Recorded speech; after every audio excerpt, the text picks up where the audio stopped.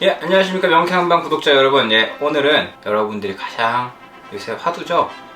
여기저기 다 여러분 나오는 해독 주스 만드는 방법.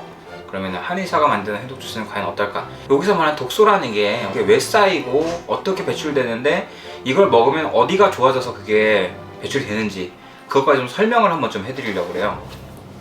자, 보시면 이제 첨단 기기를 제가 갖고 오기 시작했습니다.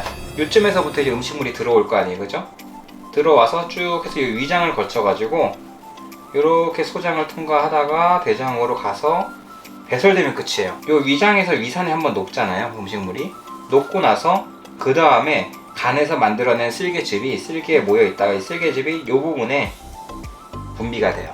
그래서 위산에 녹은 음식물과 쓸개즙이 같이 만나면서 그러면서 독소가 대다수가 해결이 됩니다.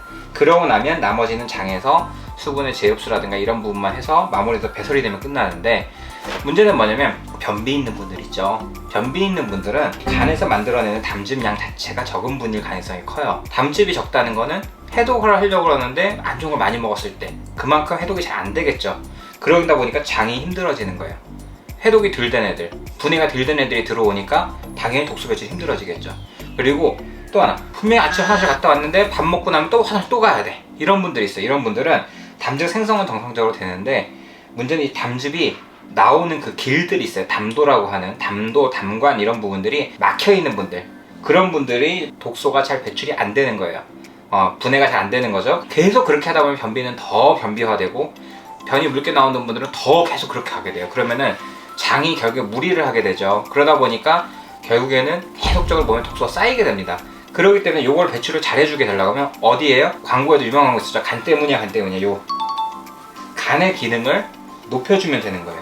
간의 기능을 높여주려고 그러면 어떤 걸 해야 되냐? 담즙을 잘 소통되게끔 해주면 되는 거예요. 양방 쪽에서는 우루사 왜 먹잖아요. 우루사를 먹는 게 뭐냐면 이 담즙이 잘 안 나오니까 담즙이랑 똑같은 성분의 약을 넣어주는 거예요. 그럼 인위적으로 담즙이 보충이 되니까 독소도 제거가 잘 되니까 몸이 개운한 느낌이 들어요. 그러면 이 담즙을 잘 나오게 하는 요게 사실 웬만한 해독 주스들의 포인트예요. 그래서 해독 주스를 만들 때 간 기능 자체를 많이 좀 올려줄 수 있으면 좋다. 그래서 제가 기본적으로 음식으로서 식재료로도 많이 쓰고 독소 제거하는데도 해독 주스로도 환자분들한테 권해드리는 재료를 몇 가지 좀 소개를 해드리려고 합니다. 요거 뭔지 아시죠?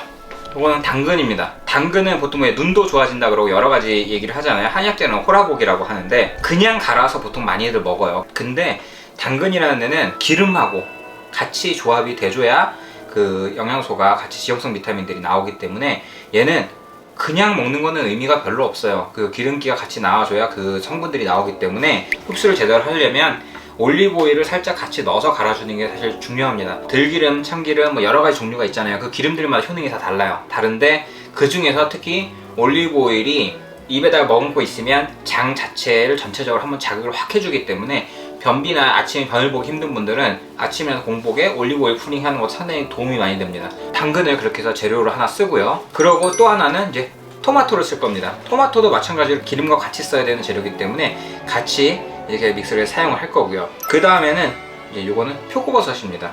표고버섯인데 기본적으로 표고버섯 자체도 몸의 독소 배출이라든가 흡착을 시켜서 내보내는 성질이 상당히 강하기 때문에 도움이 많이 되고요.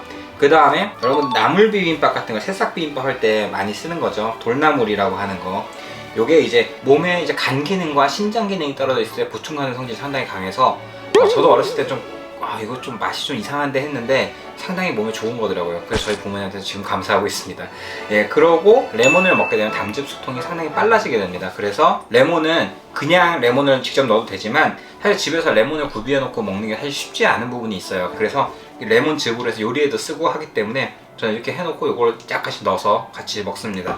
그리고 이제 사과가 있는데 사과 같은 경우는 보통 아침에 먹으면 금이고 뭐 점심에 먹으면 저녁에 먹으면 해서 저녁에 먹으면 제일 안 좋다 얘기하는데 왜 그러냐면 사과 같은 경우도 사과산이라는 게 들어있기 때문에 얘가 담즙을 쫙 짜내주는 역할을 해요. 그러다 보니까 밤새도록 자면서 소화 기능이 원활하게 잘 돌아가서 소화를 시켜고 잘해서 마무리가 됐으면 아침에 개운할 건데 밤에 늦게 야식을 먹어요. 그래서 아침에 일어나서 몸이 찌뿌둥하고 소화도 안 돼. 그럴 때는 이런 걸 먹어주게 되면 담즙이 쫙 나와주면서 도움이 됩니다.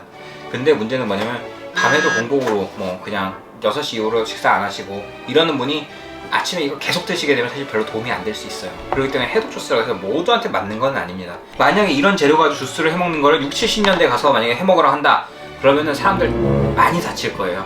왜냐면 그때는 먹고 다니기 힘들었으니까. 근데 요새는 사실상 너무 먹는 게 넘치는 시절이기 때문에 사실 이렇게 먹는 게 좋습니다. 특히 밤에 야식 많이 먹고 이러는 분들은 이렇게 먹게 되면 아침에 부종도 빠지게 되고 많이 도움이 된다고 보시면 됩니다. 그래서 이제 재료들 넣고 한번 갈아볼 거예요. 사실 다른 재료들이 많기 때문에 한 반 개 정도 넣는다고 생각하고요. 믹서에 좀 잘 갈리게 약간 좀 금상도는 좀 썰어줘야지. 당근도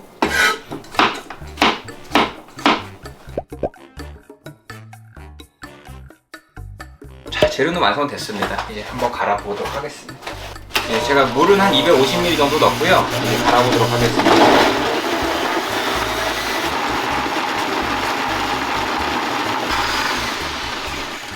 네, 농도를 한번 보고요.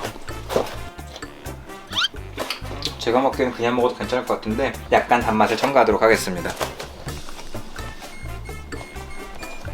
그리고 아까 말씀드렸듯이 오일을 살짝 넣어야 된다 그랬잖아요. 토마토랑 그 당근 때문에 오일을 살짝 첨가하겠습니다. 올리브 오일, 특히 이제 그냥 먹는 거기 때문에 엑스트라 버진으로 해가지고 먹는 게 제일 좋아요. 그래서 많이 넣지 마세요. 아주 살짝만. 농도는 나쁘지 않기 때문에 이대로 한 번 더 섞어주고 마무리하겠습니다.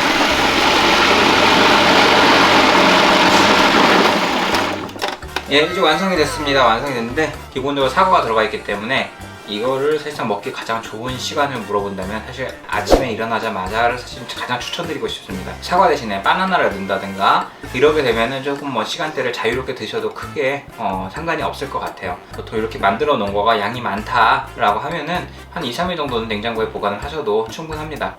한번 먹어보겠습니다.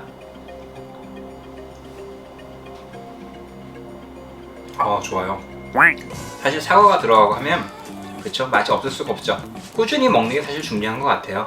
이게 뭐 어떤 걸 뭐 한 번 먹는다고 해서 해독이 확 된다 이런 건 없습니다. 약도 기본적으로 한 달, 두 달, 석 달 먹어야 거기에 맞춰서 몸의 기능이나 이런 게 정상화가 되기 때문에 단시간에 해결되는 건 없어요. 꾸준히 운동과 함께 같이 병행을 하시는 게 좋습니다. 오늘은 저희가 해독 주스를 만들어 봤고요. 다들 건강하시게 또 이 마지막 꽃샘추위를 잘 극복하시고 화창한 봄을 맞이하시기 바라겠습니다. 네, 감사합니다.